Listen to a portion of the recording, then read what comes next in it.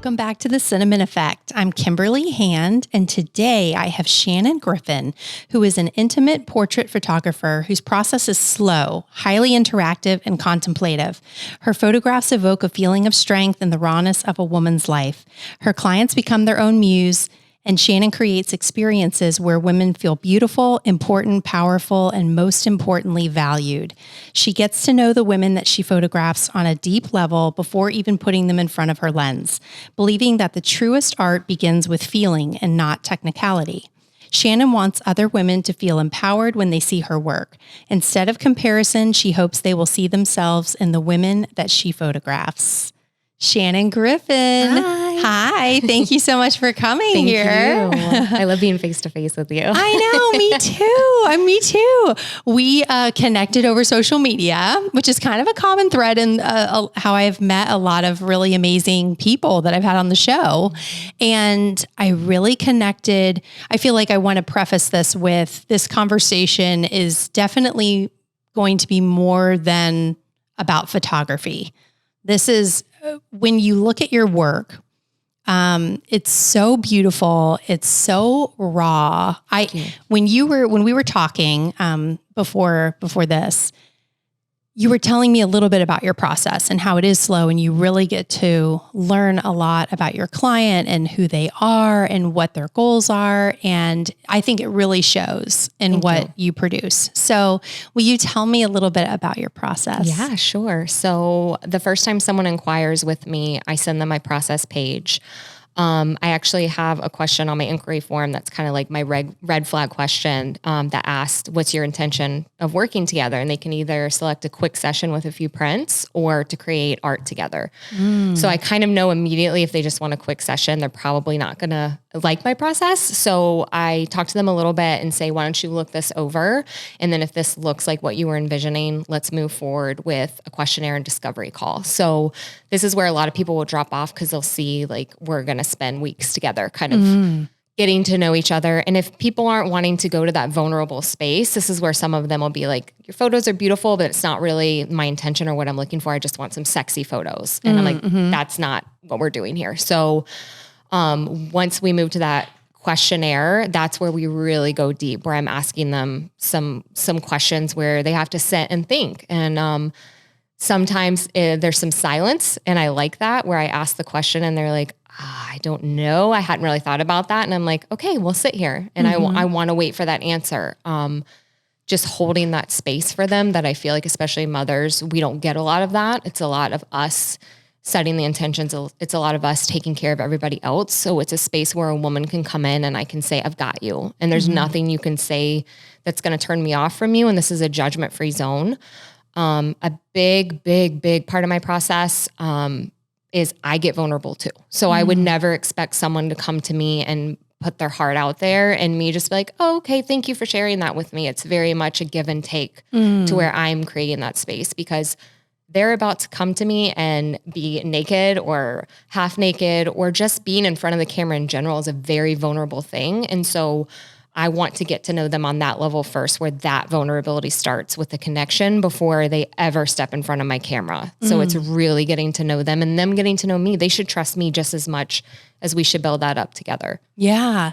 So your style, do you have like how do you articulate what your style is? Because when I see it is art. It is, I've done like boudoir photo shoots, and I know maybe you could be categorized in that way somehow, but it's really so much more than that. Yeah. There's like a story behind every photo. I would say the quickest way to get the point across is that I photograph for women and not for men. It's not for the male gaze. So, and it's so broad and vast, because what's sexy to one person could be completely different to somebody else. And I have this amazing story where a couple months ago, I photographed an Orthodox Jewish woman, and these photos will never see the light of day. And she can't even share them with her friends. Like not only her husband and herself know. And she's going to share her story. I'm just going to keep it anonymous. And one of the neatest takeaways that I got from this is my clients are constantly teaching me new things about just holding that space and being inclusive and things I hadn't thought about. So when we were planning, she was talking about, okay, I've picked out this lingerie and this lingerie. And I'm like, okay, well, most women start in some kind of dress or robe, and then they start to undress because it's vulnerable to just put yourself out there. And I showed her some wardrobe selections I had selected for her. And we had to have a phone call because she was so stuck in this headspace of, I feel so vulnerable in a dress, because even when she wears a dress, she's covered. Her arms are covered. Her ankles are covered. And she's like, my own husband doesn't even see me. He sees me in lingerie, but like, I don't even see myself in a dress. And so me thinking, oh my gosh, like I'm sitting here just like lingerie, like most women would be uncomfortable in that aspect. So knowing that every woman's so different, what she finds vulnerable is different, what she finds sexy is different, and really uncovering that. And those happen to be her favorite photos of her in the dress, but they're also the scariest to her. She's still like, it's been a couple months since she's gotten her art, and she's like, I still have a hard time looking at it because I don't get to see myself that way, but they're also my favorite. So I think that like, I love that women go into it a little bit nervous and scared because there's something there, like there's something pulling you. And I'm like, let's discover that. Like, that's the part that I want to get to. Yeah. So yeah, that was a long answer, but I think really I photograph for women, like truly photograph for women. And yes, a lot of times their partner gets the benefit of seeing the photos, but what I tell them is if you're confident, there's no way that your partner is not going to think that these are the sexiest things. Yes. Yeah. And they love it. Yeah. I feel like I've done it twice. And definitely more of a, gosh, I don't even know how to describe it, but one was like a wedding gift to my husband. And then one again was like when he turned 40 and I did it again. And I had like different hair color between the two. So I'm like, here, I've just given you like two different women. You're welcome. And your mistress. You're welcome. A blonde and a redhead. You're welcome. That's amazing. That's amazing. Yeah. So if you didn't know, the secret's out. I am a natural blonde. You're a rarity. Yeah, exactly. Did you enjoy the process? Like, did you feel very vulnerable? Like, did you enjoy it? I think the first time, what's funny is the first time, I felt very nervous. Yeah. And after I did it, I was like, wow, this was really empowering for me. The second time I did it, I think I was more confident in my own skin and in my body. Yes. And so it was actually like even like maybe more provocative or like sexy at that point. Yep. And so now I'm like, oh gosh, that's been almost 10 years ago. Yeah. Like if I did another one, what would that be like? Different, right? Completely. Cause you're just evolving all the time. And now being a mom, completely different. Yeah. Post having a baby, like that's, interesting. And why do most women come to see you? I think a big part of it is my process. I think a big part of it is we're the caretakers. And so we want something that's just for us. And I think it goes along with what you were saying of how much you change just in 10 years, how much you change after you've had a baby. And so many of us lose our identity after we have a baby. We know that we've become stronger in a lot of ways, but I'll never be that version of her again. And I don't know who that is. And I want to explore who that is. There are women who come to me who have never explored what they think is sexy or beautiful or whatever else. And they're like, I don't know. I've always just done what my husband thought was sexy. The lingerie I bought has always been for him. And now I really want to see what I want out of this and what I think is beautiful. So it's like redefining that confidence. And some women have never had that before and they're exploring it for the first time. So I really do think it is that like exploration. A lot of women have just never taken that. And, a lot of people are like, why would you do boudoirs? Isn't that vain? And it goes so far beyond the photo. It's the experience. It's taking that time for yourself and exploring those avenues that maybe you've never looked into before. Yeah. And I know it's cliche, but it can be life-changing if you really like go into it open and vulnerable and really explore those areas. And I've seen it improve people's sex lives. Like, cause now I know what I think is sexy. And now I come into the bedroom like, no, I want to wear this and I want to look this way, or just the way I carry myself every day is different. Yeah. Isn't it amazing that photos can do that? I think, the process, it was very rewarding. But I think you are even, I mean, this is way more in depth, and I can't wait for all of you guys to see her art, because it's beautiful. I mean, are people printing these in like large format and like their home and because it's so artistic. That's the end goal for me, is the large wall art. And like, of course I have some clients like the Orthodox, like they're in a box, in a case, matted prints in her closet, but every client's going to get some kind of printed artwork. That's I've done photography my whole life. I started on film. I still shoot a lot of film. So it's very like, from start to finish, I need to be the one. That's like, for me, handing over a digital is like handing over a negative. I'm like, now you figure out what to do with it. And people are like, I don't know. And a lot of times people never do anything with it. So this is my way of saying I have a controlled environment. I know how it should look. I know how it should be displayed. I'm going to take all of this off of you because I know how overwhelming it is. I mean, I'm the cobbler's child, right? Like I have no photos up in my house because this is what I do for a living. And when I sit down with all my photos, I'm like, this is so overwhelming. So for me, I want to take that away and take care of that. So, but the main goal is large wall art, because so many of my clients are already art collectors, or they go to museums and they really appreciate it. They'll have portraits, paintings of nude women, but then the thought of putting themselves up is so like a different world for them. So I'm trying to bridge that gap of, why can't you be your own art? Like, why can't you, when you walk in your home, see yourself? And what would that do for your self-esteem? What would that do if your children saw that when they walked into the home? Think about if my mom would have done a session like that when I was young. And if I have those photos after she passes, like, what would that do for me to know that my mom like valued herself enough and thought she was worthy of that? So the end goal is definitely, I just did a huge wall gallery in a client's home. She did it for her 40th. She surprised her husband. So I had my installer come in while he was at work. He thought she was getting a large painting for their anniversary, because they were talking about the budget, and he came home and he was not expecting 7 huge, like a whole wall of her. Wow. So it's pretty cool. Like, that's the stuff that I'm like, oh, that lights me up. That's like, amazing. She gets to see it every day in her bedroom, like her sanctuary. Yeah. And to feel beautiful and remember that feeling of going through that process. And obviously you have like unearthed that confidence from them in front of the lens. Yeah. So I love that. Yeah. Were you always, tell me about your journey in photography. Like, were you always photographing women, or did it kind of evolve into that? So I got my first film camera when I was 16, and I used to every weekend take pictures of my best friend. Like, she would model for me. We'd go ride our bikes to Walgreens, go to 1 hour photo. We'd play in Walgreens and then wait and come back. So every time it was like magic. Every time we'd go through the photos. So what's so neat about that is now doing the in-person like ordering session where we sit down and I help them select and figure out. I've designed walls and stuff like that.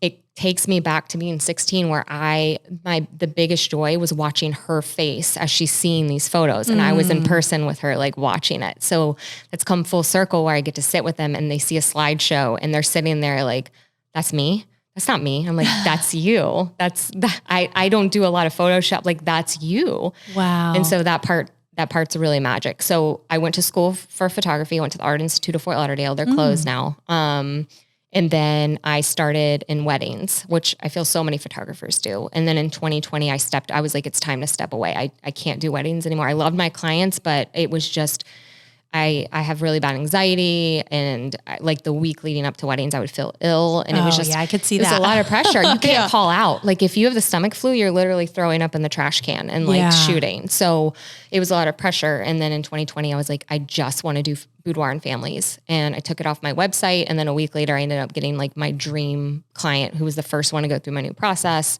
She spent $40,000 with me, like, on a family port. It was incredible. And I was like, okay, I'm my own like validation. I can do this, because before I just watch other people do it. And I was like, could I do that with my limited beliefs? And then it happened. So, no more weddings, just family and boudoir. And it's been the best thing to just focus on that and be able to give all to that. Wow. Yeah. But I've That's only amazing. done photography. So I'm like, thank God this has worked out because I don't know what I would do. It's your calling. Yeah. And wait a second, are you a Florida girl? Jacksonville. Yeah. Okay. So North Florida. Okay. Yeah. Born and raised down here. Yeah. So You're one of my husband is too. It's very rare. Really? Yeah. So rare. My husband is as well. So yeah, but there's not that many of us. A lot of New Yorkers, especially. Yeah. A lot of transplants. Oh my gosh.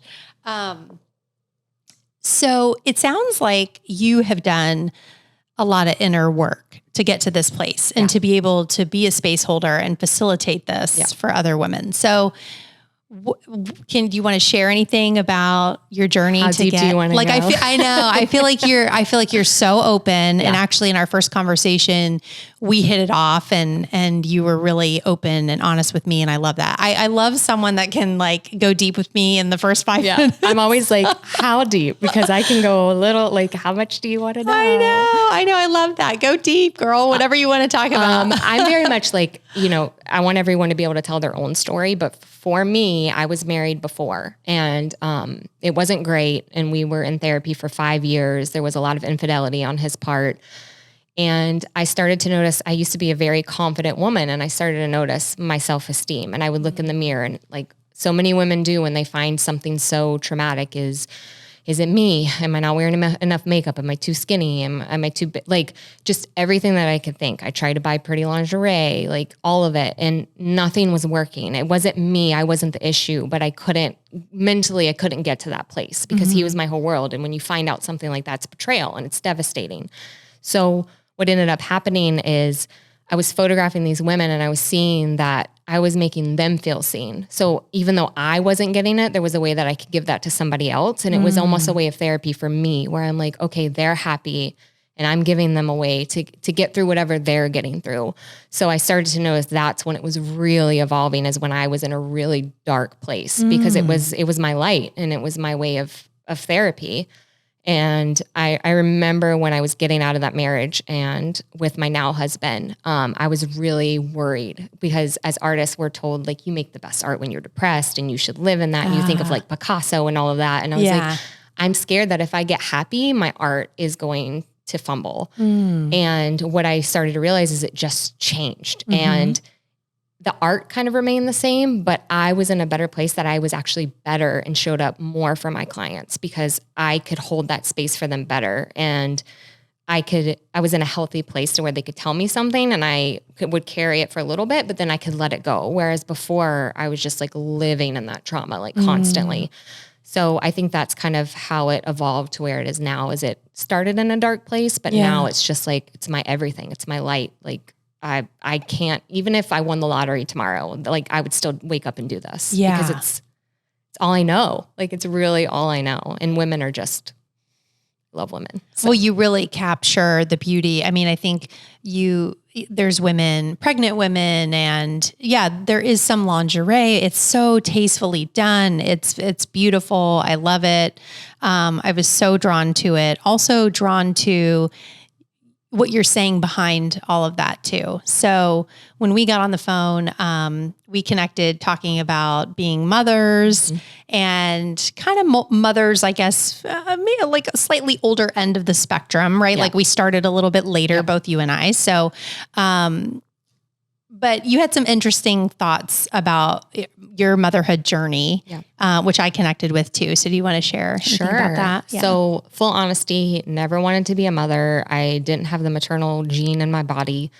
And my now husband and I had actually had conversations where it's like, if you want kids, like I need to know because I don't want them. And I would never be upset if you wanted them. I would want you to move on, like fully want you to have your own life and be happy.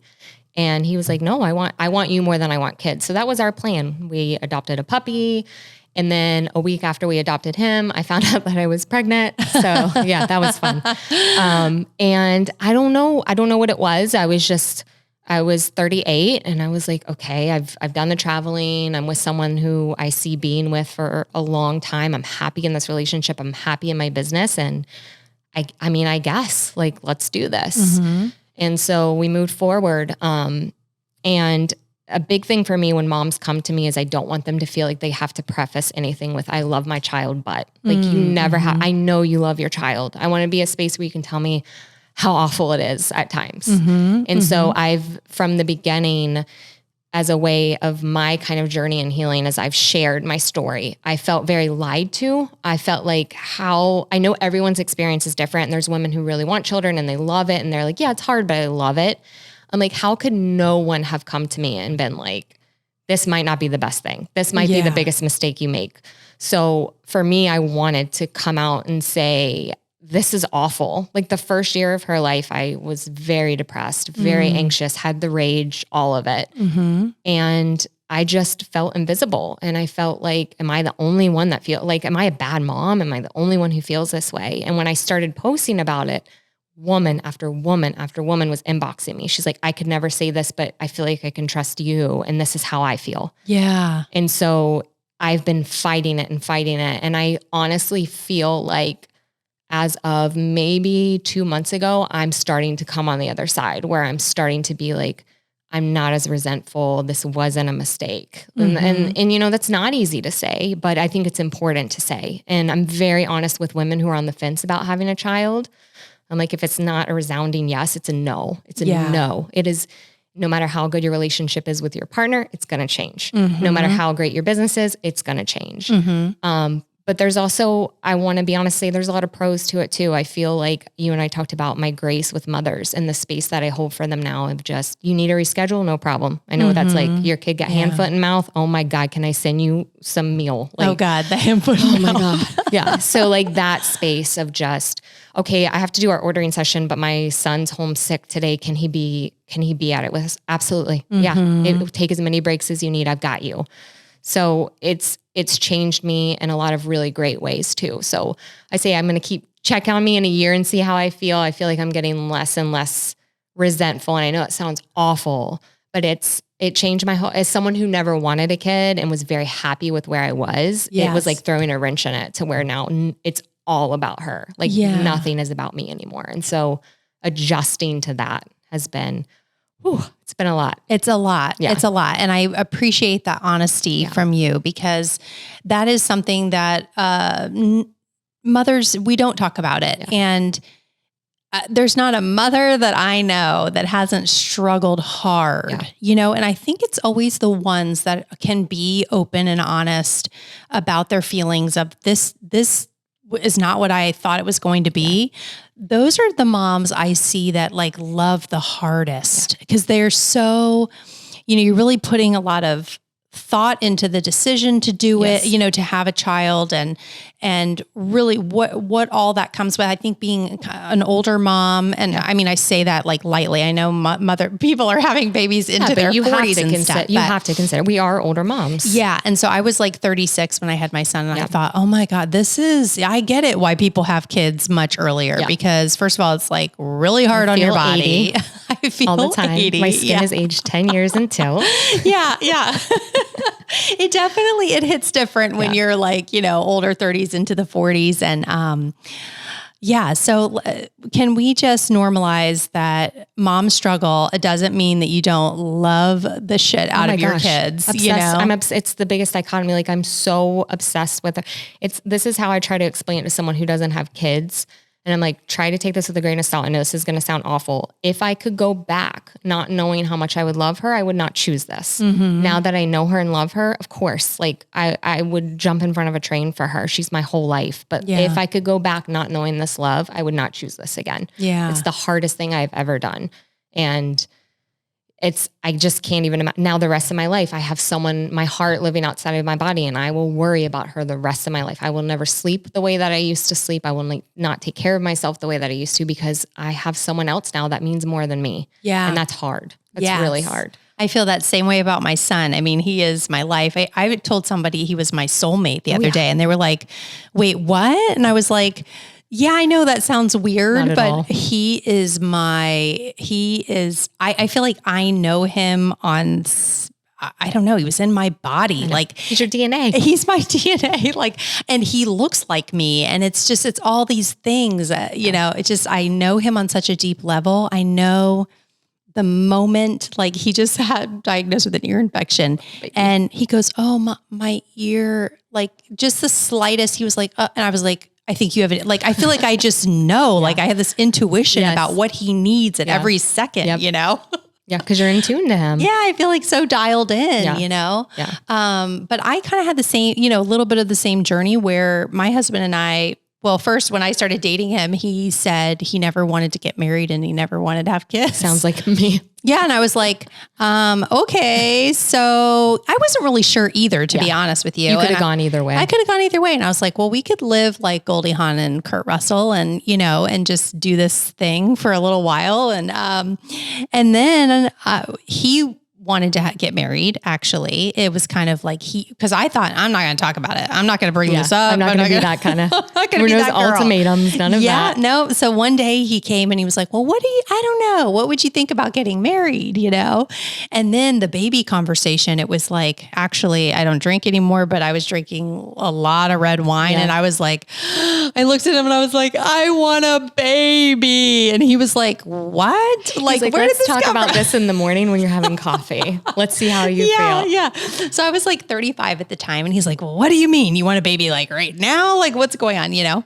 So then we did. And honestly, that little guy is the best thing that ever happened to the both of us. And we are so over the top in love, you know, but the journey is not so cut and dry for everyone, you know? And also I struggled postpartum as well, but you know, and I think because your daughter's what, 3? She's 2.5. 2.5. So, okay. So you're still like, that's a very tricky phase. I'm in. Everyone's like, wait until they're 5. Everyone says 5 is like the mad. They're like, you'll start dating your husband again. I'm like, I don't even talk to him. I don't know what that looks like. We're just toddler talk all day. Like, yes. That is we're hard. Yeah. The redating of the spouse is an interesting process too. I mean, I try to think about, I'm like, when we try to talk to each other now, we're like, did you get her shampoo? I just can't even, cause everything is that world right now. Or if we even try to have a conversation, she's trying to talk to us. So it's like, table it. We'll talk on the weekend. Like weekdays, we're roommates. Like we're just like, let's survive this thing. Yeah. And it's true. It's true. You know, my son's 8 and he's an only child. Yeah. So he's one of the, you know, he thinks we move as a unit through life and like, we're like always all together, you know, and most of the time we are, but same thing. We try and have a conversation and he is right in the mix. Like, well, what do you mean? Or, you know, and I love that. But at the same time, we do the same thing too. We're like, my husband will be like, can we just go here and like talk for a little bit? Yeah. Like, let's do it. We need to. I'm looking forward to those days. That's our weekend right now. She doesn't nap on the weekend. She already dropped naps. She dropped naps at 2, which is wild, but we love it. Cause on the weekend she goes to bed at 6:30. And so we actually get like, those are our Saturday and Sunday are like, what do you want to watch on Netflix? What do you want to, and of course we just end up like scrolling our phones. Cause we just like, I just want to disassociate. I don't want to talk to anybody. You just want to veg. I know. But we lay next to each other. So we're like, oh, hi, honey. Yeah. You could like touch or it's so sad. It's so sad, but it's a season. I truly believe that it's a season and it's already so much better than it was when she was a baby. So like, that's how I keep looking forward. Like, it's just going to get better. It's just going to get better. And it does. Yeah. It does. And as they evolve into who they become is very magical to, you know, to watch that. Yeah. Okay. So back to the women, I mean, we are, you know, but I kind of want to know, because I've done somewhat of, you know, this type of, photo shoot, but for outfits, how do you kind of draw out what someone wants to wear? Do you have stuff that people wear? That's a great question. So I actually, on the questionnaire, I have a couple questions. Where do you shop? Where's someone shopping for your birthday? Where do you love to travel? Tell me about the aesthetic of your home. So I'm really trying, cause it's full picture, where if I'm going to be creating wall art for them, I want them to dress kind of in the colors of their house, which normally your house is going to be kind of your aesthetic anyway. So are they more traditional? Would they love like a deckled, hand-torn print and matted with a Venetian silver frame, or are they more modern? Would they like an acrylic print? So I'm thinking about all of these things from the very beginning. Cool. Things that inspire them. What art do you already collect? Because then if it's like Renaissance paintings, I'm like, oh yeah, we're going to have fun. So really getting to know, do you like the abstract photos more like the really artistic black and whites? Do you like where are you leaning? So asking these, and then what I do is I create a shoppable wardrobe for them on Pinterest. So I create a board where I have inspiration photos that we've looked at together, and then shoppable where, okay, I know the colors of her home. I know kind of where she shops. Maybe she's more of a reformation kind of woman. Like I'm totally just like feeling it out. And then I have like full shoppable where I have like 5 lingerie options. I have some dress options, and it really depends.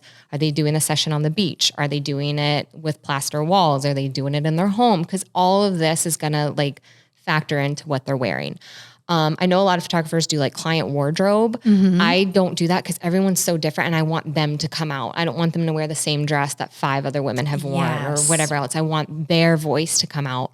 A lot of women come in not really being lingerie wearers. And then they're like, well, and I'm like, but you don't have, that's the thing. You don't have to, like, it doesn't you could wear jeans and a tank top with no bra. You could be naked. You could wear a dress that's falling off your back. Like, so really this is where getting to know them really comes in, and then curating. Each client has a different curated wardrobe that I do for them. And then That's they kind of just go amazing. shop it. Yeah. And then I'm like, if you need more help, if you have stuff in your closet you already love, text me some photos and we'll kind of go through that and see. And I try to limit it to at the most 3 looks, because my big thing is it's not about the clothing. And when they finally, the first 20 minutes are going to be uncomfortable.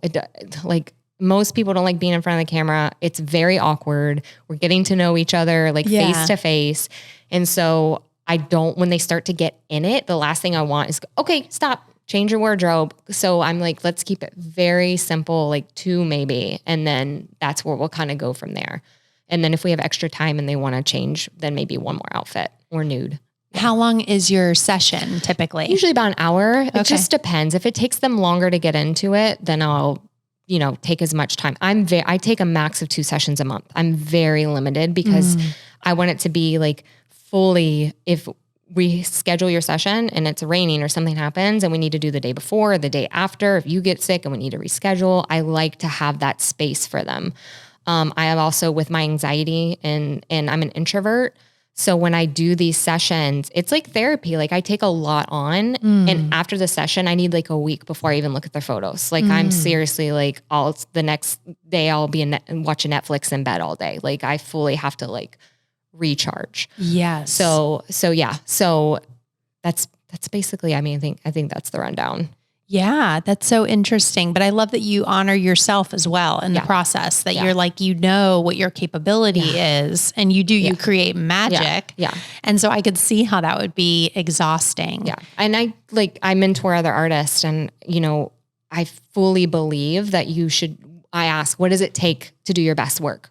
Ask for that. And I know myself, and it's not, boundaries are a love language. And so if I need that time, I know there are photographers that do sneak peeks, or they like do the session and then right after they sit down and they have them select like on a computer. And I'm just not built like that. Like I fully let them know it's going to be about a month before you even see your photos. But that's another part that I love, is I truly believe that there's beauty in the tension. And I love having tension with the clients, because you think about things that you've waited for and how important those things are. And you think about art and creating art. And I want to sit and curate their photos. I want to go through and say, if I cropped it this way, or if I turned it upside down, or if I turn this black and white, or add some grain, or if I'm waiting for my film to come back from the lab, I like that time. And then wall designs sometimes take me a week, because if like I'm looking at it and I need to step away and then come back and go, okay, do I like these photos together? What sizes? And I have a program where I put their walls in it, and you can see what it'll look like on their walls to scale, which is amazing. Oh, cool. But I'll like look at inspiration photos on Pinterest and then come back and go, okay, do I like this layout? Okay, they have stairs here. So it takes me a while, and my clients fully trust that process though. And they're not emailing me like, can I see the photos? Can I, and I think it does help that most of my clients are 40s. Yeah. And like, they're patient. They're like, I don't need to see a photo of me tomorrow. It's okay. I can wait. It's not that big of a deal. And I like creating that time and tension and just like waiting for it so that it's beautifully curated so that when they see their photos, it's not like 300 photos. It's like, these are 60 of the most beautiful photos that I could take of you. Now, which ones are your favorite? And let's pick those. Such a process. I love it. It is. I love that. It's so much fun. So much fun. I'm like, I get to do this for a living. That's crazy. Right.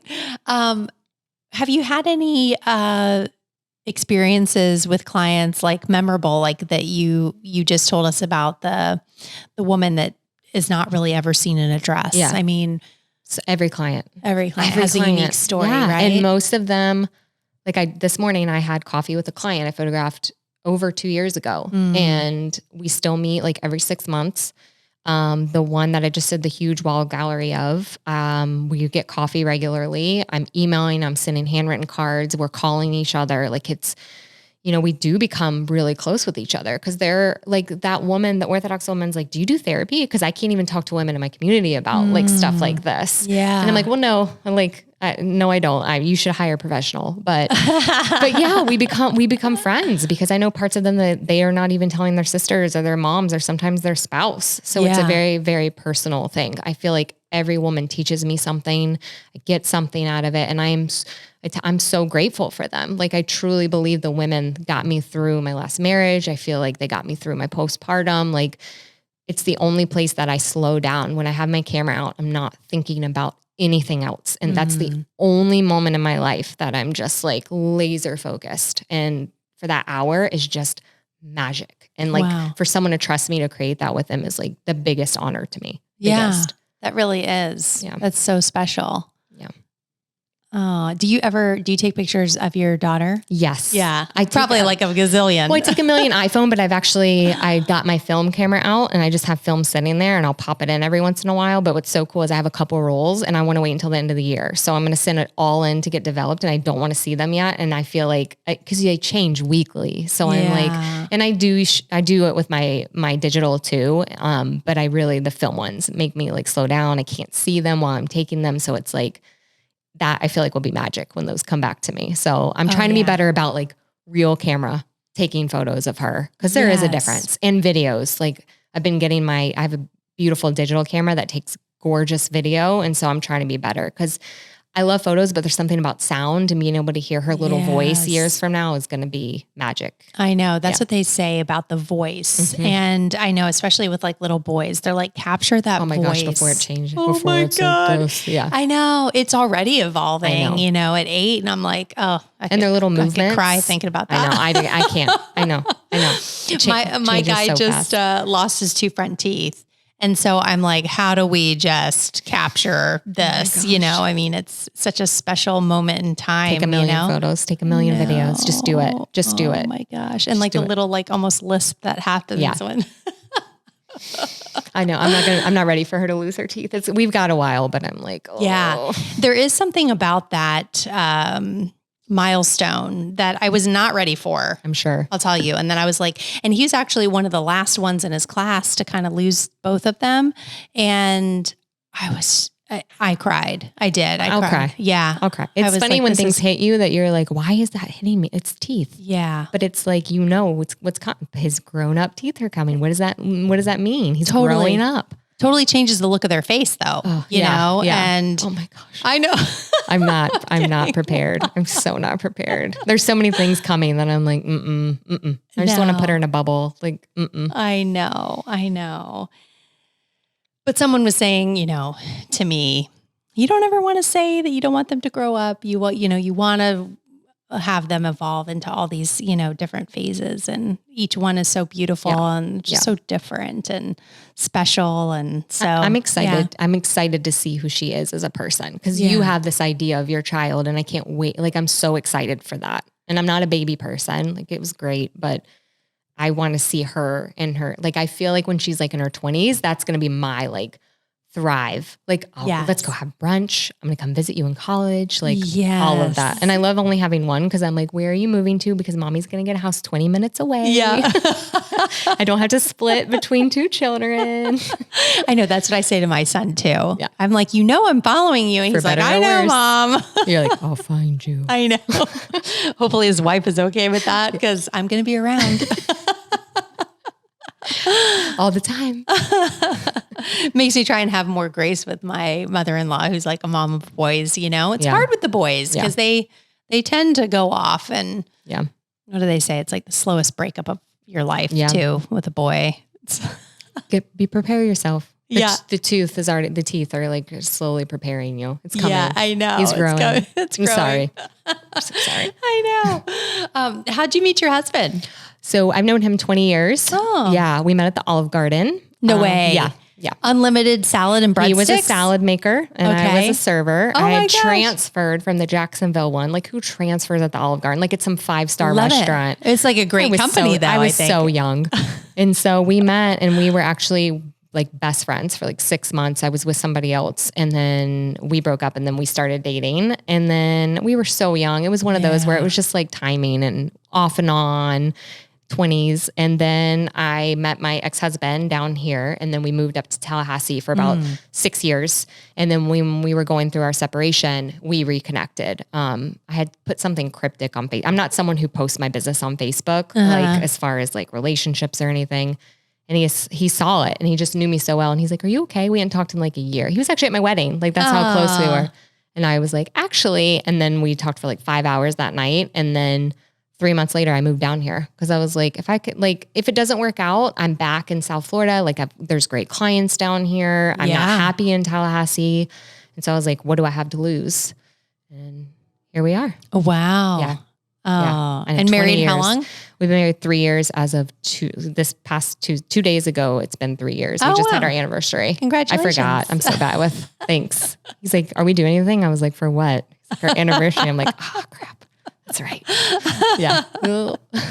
Mine's coming up 14 years, but we've been together 20. Actually, this year, we both thought it was next year that we've been together 20 years. No, it's this year. It's this year for us too. Kind of like missed that. Like this summer will be 20 years. That's wild. So we met around the same time. Yeah. Babies. Yeah, babies. I know. A lifetime. Like it's crazy. I was like, did you think that we would have a baby like 20 years later? He's like, no, we were clubbing together. Like we were babies. I know. I think about being up past 9 now and I'm like, no, I'm exhausted. In fact, I not that long ago, gosh, what was I doing? I don't know, but I did not get a lot of sleep and I was like, oh my God, I cannot believe I used to do this on the reg, No. And drinking and not sleeping. Like that's a whole other beast. I have 2 glasses of wine now and the next day I'm like, I can't do anything. Yeah. Like incapacitated. I know that's how I started to get. And so I stopped drinking because I was like, I just cannot live. No.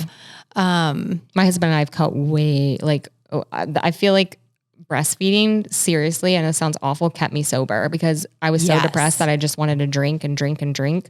And luckily, like they say you can have a couple of drinks, but I was so paranoid that I was like, I'm not going to ruin her little body. So like, I just barely drank. And then when I stopped breastfeeding, I went too hard again. And now like, we're both like, we just don't want to be those parents. And then the next day we're exhausted and like, we don't want to do anything with her. And so we're very much like, nah, this is not going to be the lifestyle for us. So we've cut way back. Yeah. The same it's hard. way. Yeah. My husband's cut back too. Because of, my choice, but I breastfed for a long time too. So it was like, do you photograph, women breastfeeding? Oh my God, it's my favorite. I wish I would have captured more of that. Oh my God. I know. I didn't have it professionally done of me. Well, actually that's not true. I did a session when she was 6 months and she took like 3 or 4 photos. So I do have those. And I would take a lot of selfies with my phone. Mm-hmm. The sad thing, I was talking about this the other day, maternity is probably my favorite thing to photograph, but I don't get a ton of it because most of my clients are 40s and already mothers. Just at my price point, it's a lot of like established women and own their own business or work or whatever else. So I don't get a lot of pregnancy anymore. So actually last month, I did a creative shoot where I asked a pregnant woman, I was like, can I take photos? Cause I just like, I want to photograph you pregnant because I love pregnant women so much, but I've done a couple of breastfeeding specific sessions and those are just like, oh my gosh. Yeah. So special. I have a lot of the selfie of the boob. At least you got that. Like, can you imagine if you didn't even have that? Like I would go back through mine and I'm just like, mentally I needed to stop. I was my goal was 2 years. I made it to 18 months and mentally I was just, my best friend was finally like, and she's still breastfeeding. Her daughter is a week young. So 2.5, which is just like once a day. But she was the one that was like, you have to stop. Cause I was getting ragey. Like when she was on me in the middle of the night, I wanted to throw her and she's like, you need to stop. Yeah. And so I was like, it's time to stop. And it was harder on me than her. It took one day and she was done. And I was like, oh. Yeah. You know, I built up the weaning process in my head so much. And I breastfed for a long time too. And, towards the end, it was like, okay, this is really weighing on. It was almost the buildup of it was so traumatic for me. Like, this is going to be so hard. It's going to be a lot of tears. And it was really, there were more tears on my end than his end, you know, like we were Same. And I still like, there are parts of me that miss it. Like the fact that I'll never be able to bond with her like that again. It's just different. You know, you breastfed and there's just this bonding to it that I won't have with her again, but we bond in different ways now. And when she hugs me, it's like, oh my gosh, but it's very bittersweet, but it was time. It was time for me to walk away. I was so done, but it was so much harder on me than it was. She's like, no big deal. I eat so much food. I don't care. I'm like, okay, I know. It was like, you don't miss me. It's fine. It's okay. I know. Not a podcast about weaning, but I will say, you know, my advice for that too was I started talking to my son. Same. Like proceeding for like 2 months. Yeah. And I started saying, you know, you're getting so much bigger now and you're not going to need this. You're eating regular food and just kind of like explaining what was going on. And one day soon we're not going to do this anymore. And I love you with all of my heart and the most in anything in the whole entire world, you know, and like just doing that. And, it seemed to, I think, ease, at least in my mind. I was like, this is why I love this age because it's truly helped with my depression. Just the communicate. When she started to be able to communicate, it was life changing for me. I was like, no more baby. And that was, I picked her up from daycare and I was like, mommy's milk went bye-bye because she understood that. And she's like, it went bye-bye. And she was like touching him. And I was like, yeah, it went bye-bye. So tonight, no milk. And she co-sleeps with me. Yeah. And so we were in bed and she went for it. And I was like, it's bye-bye. And like, I made sure I had like a bra on. Yeah. And she cried for about 10 minutes. And then went to sleep. And then the next night she didn't cry and it was done. Yeah. And I was like, that was it? That's it? Like all I had to tell her it was bye-bye. Yeah. Like, and then I was like, why didn't I do this 6 months ago? Cause I had been mentally like done, but it was the right timing for us. And I think her being able to communicate was life-changing. She was just like, okay. They're so smart. They are so smart. Yeah. And I think the constant communication on your end, it helps them. Yes. Yeah. Yeah. And they can voice their feelings. Yeah. And I know. And there's a lot of those. Yeah. Feelings. A lot of feelings. There are a lot of feelings. Yeah. There are a lot of feelings. Yeah. What do you wish you could tell your younger self about like where you're at today? Oh my gosh. I think probably it's all going to be all right because everything seems so huge when it's in front of you and it feels like, how am I going to get through this? And then when you're on the other side of it, you're like, oh, okay, I survived it. And just taking it one day at a time. Because I felt like, how am I going to survive my divorce? How am I going to survive pregnancy? How am I going to survive the first year? And then you get past it and you're so much stronger and wiser. And I think just being able to tell myself that, like, you're going to survive it and it's going to be okay. Like it will be okay. And that's a privilege that it has been okay. But I think that's what I would have told myself. Yeah. And you probably are helping. You probably have women in front of you going through really crazy times or experiences coming out of something and wanting to, you know, commemorate that. And so I'm sure you're able to like help them through that. Yeah. It's amazing. Yeah, it's amazing. Since this is the cinnamon effect, and the cinnamon effect is a metaphor for life that I came up with. So it's not really related to cinnamon, but it's the things in life that I think make it healthier, sweeter, more fulfilling. And I want to know, what is something in your life that you think that you add to your life that makes it that much better? The photography. Like I keep coming back to it, but it's my space. Like when she goes to school in the morning, I'm so happy to wake up every day and do what I do. Like I get right to my computer, I'm emailing, I'm talking to people. The mentoring that I do, other photographers, and it's not just photographers, just artists in general, like it feeds me and it's so funny because when I first started, I was very like, I hate the business part of it. I just want to create art. And now as I'm getting older, it's starting to flip where I'm like, I love talking money, like, especially with other women. Like, I think it's important to talk about big sales. I think it's important to say those numbers out loud because men have been doing it for so long and that's where they got their confidence. And I feel like women make themselves small. Like they don't want to talk about their achievements because they feel like they just have to kind of hide in the shadows. So really being able to talk to other women and mentoring them of like mindset and like, you should be proud of where you are and celebrate every milestone that you hit. So yeah, I think those two things, like getting to work with women and do that experience and getting to mentor, those are my two like really big things. And then when I go to pick my daughter up, I'm fulfilled. So then I get to shut off I'm done at 3:30 every day. And then I just get to be a mom. Like I don't have to check emails or any of that because I'm fulfilled. I don't feel like I need that. Yeah. You don't have to be constantly monitoring all that. Are you mentoring in other genres of photography? Yeah. Oh, yeah. Okay. So kind of everything. Anyone, it's really people who are wanting to change their it's like established artists. So I'm not teaching like lighting or anything like that. It's just, you already have a client base, you're pretty established, but you really want it to be more art focused instead of just like a button pusher. So like how to work with clients and how to do like wall art and stuff like that. Cause it's overwhelming when you're first starting. You're like, I don't even know where to print the work. I don't know what lab to use. So really like that whole process. And it's scary. It's scary at my price point and you're going to, get a lot of no's. Yeah. But those yeses are life-changing. And my clients are I'm obsessed with them.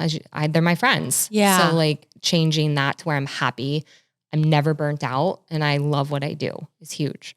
That's amazing. Yeah. How did you get to that like up-leveled place of commanding more money, higher price point? So for me, it was getting out of the photography world because we learn from other photographers that are all doing it the same way. Like if you do in-person sales, you're taught, okay, you get them in low with a low commission fee or session fee, like $300, and then you make your end on the other side selling the products. And it felt scammy to me. It felt salesy. The clients that I was getting were people that could pay $300, but then they were like, had to pay extra to buy their art. And then they're like, but I'm not there was this disconnect and I didn't feel confident. And I was talking to someone outside of the photography world. He's an amazing stationer. And he's like, why aren't you charging more on the front end to work with you? Because you're the artist. And then they get that vision. And then you're still selling the art in the end. And I was like, it was just like an aha moment.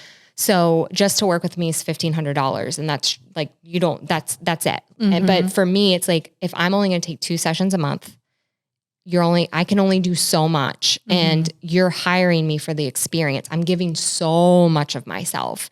And so that for me was a big like, okay. And so my clients, when they come in, are already investing so much in me that they're like, I trust you. Like we've gone through this process together. And so what it does is it allows me to, if their session takes an hour, it's great. If it takes 4 hours, I don't care because I'm not sitting there going, I have to make up for this. I have to book so many sessions. I'm able to fully give myself to them. Yeah. And then if it takes me a week to create wall art, I have that space because I've charged enough for it. Yeah. So these are people that want me to hold their hand and they want the finished art. And that's not a ton of people, but those people, I only need so many people to see the world the way that I see. And so when we fit, we're like, it's magic. Like the people I work with, it is magic when we work together. Yeah. I do think what you put out, like that high frequency, like you're going to attract that. Yeah. So I truly believe that. Yeah. Shannon, you're the best. You're the best. I'm so glad you were here. And this is, like I said, is so much more a conversation of like being a woman and a mother. Yeah. And so I love that. So thank you for sharing with me. Thank you. Where can people find you? I'm on Instagram, just Shannon Griffin. And then my website is shannongriffin.com. So super easy. Just my name. Go check her out, people. Thank you. She's amazing. Thank you. And come say hi. Yes. Yeah. She's very active on Instagram. So that's how we communicated and met. And I love that. Yeah. So thank you. And now we're friends. Yeah. Please. Yeah. Thank you guys so much for listening to this episode. If you liked it, please rate, review, and share it with someone you love. See you next time on The Cinnamon Effect.